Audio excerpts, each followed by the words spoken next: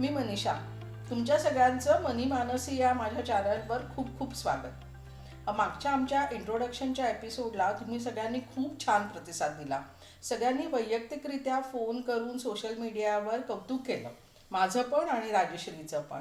त्याच्यामध्ये खूप चांगल्या कमेंट्ससुद्धा आल्या. काही कमेंट्स उदाहरणादाखल द्यायच्या तर केसकर सरांनी महिला सक्षमीकरणाचा प्रश्न विचारला होता. धनश्रीनी कचरा व्यवस्थापनाचा प्रश्न विचारला होता. या प्रश्नांची उत्तरं आमच्या येणाऱ्या एपिसोडमध्ये नक्की मिळतील, कारण ते सगळं प्लॅन्ड आहेच. त्याच्यामुळे ते आमचे हे एपिसोड तुम्ही नक्की बघत राहा. या प्रश्नांची उत्तरं तुम्हाला मिळतीलच. माझं हे जे चॅनल आहे ते आहे आनंद पसरवण्यासाठी. आनंद दिल्याने वाढतो. त्याच्यामुळे मला जे आवडलं, मला जे भावलं, मला वाटतं की याच्यामुळे लोकांच्या जगण्याचा दृष्टिकोन बदलेल, याच्यासाठी मी काही छोटे छोटे प्रयोग, काही छोट्या छोट्या मुलाखती घेऊन येणार आहे. ही एक माझे इको फ्रेंडली प्रयोग ही एक सिरीज आहे. अशा वेगवेगळ्या सिरीज मला करायच्या आहेत. अशा तुमच्यामधल्याच काही लोकांच्या मुलाखती घ्यायचा माझा मानस आहे. तुम्हालाही जर त्याच्यामध्ये इंटरेस्ट असेल तर प्लीज मला कॉन्टॅक्ट करा. मी पण तुमच्याशी गप्पा मारायला नक्की येईल. शाश्वत जीवनशैली म्हणजेच सस्टेनेबल लाईफस्टाईल हा शब्द आहे अवघड असं वाटतंय तुम्हाला, पण राजश्री आलेली आहे आणि तिच्याशी मी याच विषयावर आज गप्पा मारणार आहे. तर ती आपल्याला समजून सांगणारच आहे आणि काही गोष्टी पण सांगणार आहेत की तिने काय केल्या, आपण काय करता येईल, आपल्याला पुढे काय करता येईल. याच्याबद्दल आमच्या गप्पा आता आम्ही सुरू करतो. तर आपण राजश्रीचं स्वागत करूया. राजश्री, तुझं खूप खूप स्वागत. नमस्कार. तर आजचा हा जो विषय आहे शाश्वत जीवनशैली, शब्द खरंच अवघड आहे. हा म्हणजे प्रचलित असलेला हा शब्द नाही आहे. तर काय तू सांगशील याची बॅकग्राऊंड? शाश्वत जीवनशैली म्हणजे काय, याची बॅकग्राऊंड काय, त्याचा आमच्या आयुष्याशी नेमका काय संबंध आहे? म्हणजे एवढ्या मोठ्या या शब्दाशी माझ्यासारखी छोटी बाई काय करू शकते? तर जरा थोडंसं याच्याबद्दल सांगितलंस तर बरं. तुझ्यासारखी छोटी बाई असं म्हणलीस तू, पण सगळेच जण आपण खूप छोटे आहोत. आणि अगदी सोपा अर्थ म्हणशील ना शाश्वत जीवनशैलीचा, तर मी असा काढलेला आहे की आपल्या छोट्या छोट्या कृतींमधून आपण पर्यावरणाला मदत होईल असं काय करू शकतो, ते म्हणजे शाश्वत जीवनशैली. इतका सोपा त्याचा अर्थ आहे की अशा आपण कृती कराव्यात की ज्याच्यामुळे पर्यावरणाचं नुकसान होणार नाही, ते टिकायला मदत होईल. आता ह्याचं थोडंसं उदाहरण तू म्हणलीस दे किंवा काय सांगता येईल, तर आपले आजी आजोबा हे बैलगाडीतून जायचे किंवा चालत जायचे.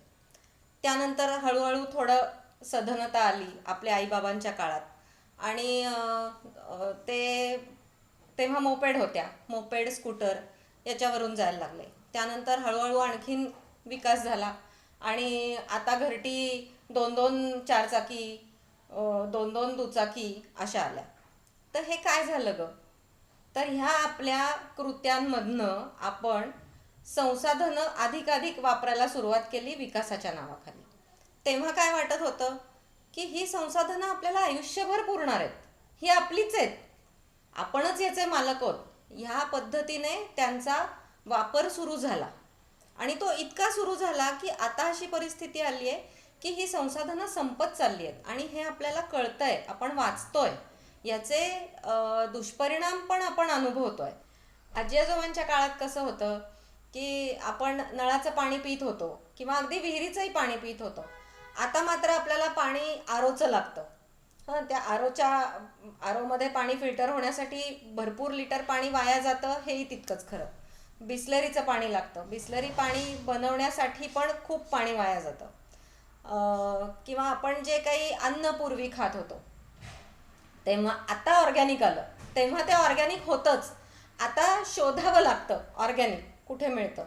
पण मध्यंतरीच्या काळात काय होतं, तर ते छान दिसावं किंवा लोकांना आकर्षित करून लोकांनी घेतलं जावं यासाठी रसायनांचा अतिप्रमाणात वापर केला गेला आणि कॅन्सरसारख्या आजारांना लोक बळी पडायला लागले.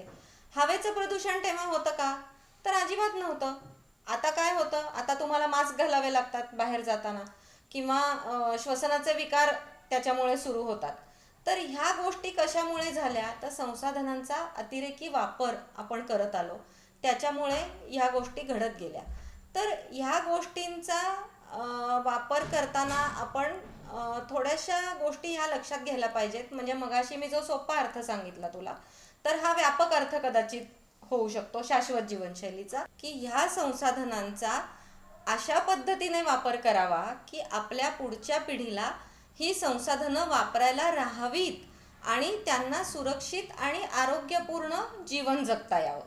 असा जर आपण वापर केला तर ती शाश्वत जीवनशैली होईल. हा थोडासा त्याचा व्यापक अर्थ झाला. अगदी बरोबर. म्हणजे पूर्वी असं म्हणायचे बघा की मी म्हणजे एवढं त्यांनी धन कमवून ठेवलंय की पुढच्या 7 पिढ्या बसून खातील. तर शाश्वत जीवनशैली म्हणजे आताच तिने जसं सांगितलं की ठीक आहे, धन कमवून ठेवा तुम्ही पिढीसाठी, ती उत्तमच गोष्ट आहे. पण असं होऊ शकतं की ते धन संपू शकेल. पण शाश्वत जीवनशैलीचा अंगीकार केल्यानंतर या पुढच्या पिढींसाठी जे निरोगी जीवनशैली आपण देणार आहोत किंवा जे प्रदूषणमुक्त किंवा आहे म्हणजे अर्थ आहे अवेलेबल, हे जे देणार आहोत ते जास्त महत्त्वाचं आहे. आणि याला कुठला पैसाही लागणार नाही आहे. काही छोटे छोटे प्रयत्न आपल्याला लागणार आहेत. मला वाटतं पैसे ठेवण्यापेक्षा हे जास्त महत्त्वाचं आहे आणि हे सजग नागरिकत्वाचं प्रतीक आहे असं मला वाटतं. पण आता त्याच्यासाठी आम्ही काय करायचं किंवा तू काय काय केलंस त्याची काही उदाहरणं देऊ शकतेस का? खरं तर हा अवेअरनेस जो आहे ना, तो प्रत्येकाला आहे बरं का. पण थोडीशी मानसिकता बदलायला पाहिजे, जी थोड्याशा आपल्या पुढच्या पिढीमध्ये, तरुण मुलांमध्ये बदलते. एक आमचं अर्थ कीपर म्हणून मार्केट आहे, कोरेगाव पार्कला भरतं, ज्याच्यामध्ये सगळ्या ऑर्गॅनिक लोक गोष्टी बनवणारे आम्ही एकत्र येतो आणि तिथे त्याची विक्री होते. तिथे एक जण मला भेटला, तर त्यांनी मला असं सांगितलं की सस्टेनेबल खेडं तो डेव्हलप करतो आहे बिहारमध्ये. आणि त्याचं म्हणणं असं, जे तू म्हणलीस की पैसा ठेवून काय करणार आहोत, तर त्यांनी एक्झॅक्टली हेच सांगितलं की लग्न होईल, मुलं होईल, त्यांच्यासाठी मी पैसा ठेवेन, अमुक ठेवेन. अहो, पण तो पैसा नीट वापरण्यासाठी किंवा त्याचा उपभोग घेण्यासाठी निसर्ग आणि पर्यावरण राहिलं पाहिजे ना चांगलं, तर तुम्ही त्याचा उपभोग घ्याल. तर यासाठी मानसिकता पण बदलायला पाहिजे, जी छोट्या छोट्या कृतींमधनं आपण त्याची तयारी करू शकतो बरं का. तर अगदी उदाहरणादाखल सांगायचं तुला, तर आम्ही बाघा सीमेवरती गेलो होतो. तिथे सगळा शो जो आहे तो छान बघितला, एन्जॉय केला.